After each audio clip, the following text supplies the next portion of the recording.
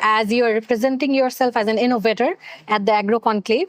So a lot of technologies were mentioned by the inaugural panel that can be integrated in the system of agriculture landscape of Bangladesh. So what do you think, as startups or as agri-solutions, what kind of inputs you have to share with the policymakers so you can integrate such technologies in your businesses, or how can you scale your businesses, and what policymakers can do for you? No, in my presentation, you might actually saw that, I have already proposed few of the recommendation for the government. Right. Because the thing is, into the insurance sector in Bangladesh, let's say if I actually talk about Nepal and India also. Nepal cattle insurance, they are getting 80% subsidy from the government. They also in India there is a free insurance in certain areas also.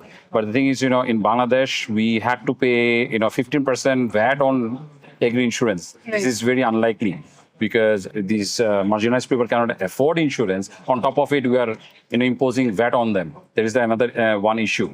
Second thing is, there is no certain regulations in so many areas.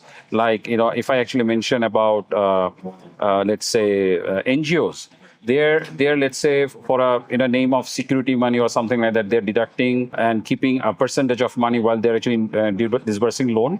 So it is actually act as a insurance, but it is not through proper insurance channel. So this is a very big challenge in the market, because there should be a regulation. If you're creating a safety net for a rural community, the transparency has to be there, right? So it should be through insurance company, because that is the regulation has to be there. And also promoting insurance in the market, it will definitely require bundling the services. There is a thing. So for that perspective also, Bangladesh Bank has to come up with bundling or promoting bundled insured-backed microfinance or insured-backed loan products in the market. So that will actually definitely create adoption. So we are already operating in 7 countries through our partnership with various countries. So there we are seeing a huge growth. But in terms of if I actually compare it in Bangladesh, the growth is not there because those supports are not, we are not actually really getting. So that is the issue. Right.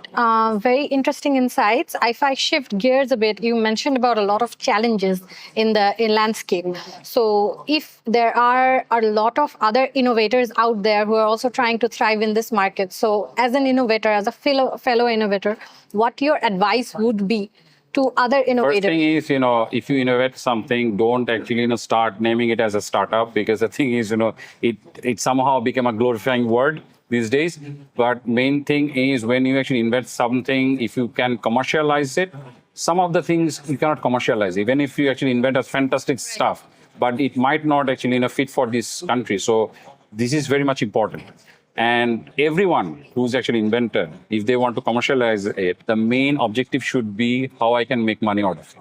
Right. Not make it, I name it or tag me as a startup and, and trying to do business, rather than actually, become a business organization, scale your product, invent more, grow more.